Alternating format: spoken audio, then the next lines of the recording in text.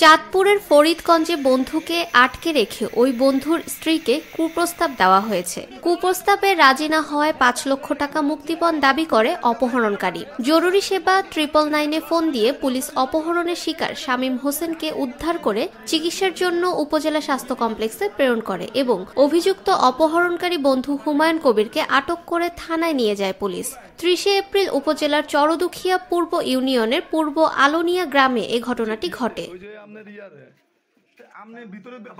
ভুক্তভোগী পরিবারের বরাত দিয়ে স্থানীয় ইউপি সদস্য বোরহান উদ্দিন জানান, পূর্ব আলোনিয়া গ্রামের সেলিম ব্যাপারীর ছেলে শামীম হোসেন ও একই এলাকার মনির হোসেনের ছেলে হুমায়ুন কবির পরস্পর ঘনিষ্ঠ বন্ধু। বন্ধুত্বের সুবাদে শামীমের বাড়িতে হুমায়ুনের অবাধ যাতায়াত ছিল। এই সুযোগে শামীমের সুন্দরী স্ত্রীর উপর কুনজর পড়ে হুমায়ুনের। হুমায়ুন ফাঁদ পেতে শামীমকে অপহরণ করে ২৯ এপ্রিল তার আলোনিয়া গুদারাঘাট বাজারের ব্যবসা প্রতিষ্ঠানের নির্জন কক্ষে আটকে রাখে। পরে স্বামীর খোঁজে শামীমের স্ত্রী সাদিয়া দিকবিদিক ছোটাছুটি করছিল। এরই মধ্যে ওই রাতেই হুমায়ুন শামীমের বাড়িতে গিয়ে এক পর্যায়ে সাদিয়ার স্বামীকে ফিরে পাওয়ার শর্ত হিসেবে তার সাথে রাত্রি যাপনের প্রস্তাব দেয়, কিন্তু সাদিয়া তার প্রস্তাব প্রত্যাখ্যান করায় হুমায়ুন কৌশলে ভোল পাল্টে ৫ লক্ষ টাকা মুক্তিপণ দাবি করে।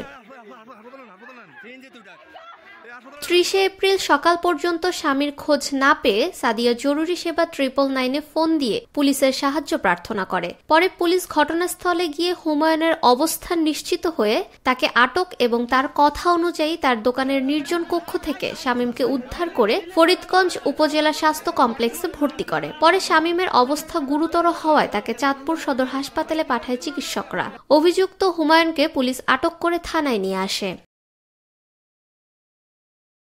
সন্ধ্যার সময় আমার স্বামীরে আটকে রেখা হুমায়ুনে কালকে রাত্রে আমার বাড়িতে এসে আয়া আমারে কুপ্রস্তাব দিছে। কুপ্রস্তাব দেওয়ানোর পরে এরপরে আমারে আবার আয়া করছে যে আমার স্বামীরে আটকে রাখছে, রাখা আমার ৫ লাখ টাকা মুক্তিপণ চাইছে। এরপরে আমি সকালবেলা 999-এ ফোন দিয়া এরপরে দিয়ে আমি মেম্বারের জানাই খোঁজ খবর দেখি যে হুমায়ুনের দোকানের ভিতরে আমার স্বামী আহত অবস্থায়। পরে পুলিশ আমার স্বামীরে উদ্ধার করে এখন আমরা হসপিটাল ভর্তি, কিন্তু এর অবস্থা অনেক খারাপ। আমি দোকানদারি করি, হুমায়ুনের সামনাসামনি দোকানদার। আসলে আমি বিষয়টা অবগত ছিলাম না। সাংবাদিক সহ অন্যান্য লোক যখন আইসা দোকানে যখন তল্লাশি করে তখন আমাকে ডাইকা সেখানে উপস্থিত করে। আমি সহ এবং অন্যান্য নেতৃবৃন্দ পুলিশ প্রশাসনের লোকও ছিল। সেখানে দেখি শামীম আর হইল হুমায়ুন ঘরের ভিতরে শামীম আছে অজ্ঞান অবস্থায়, খুবই আশঙ্কাজনক অবস্থায়।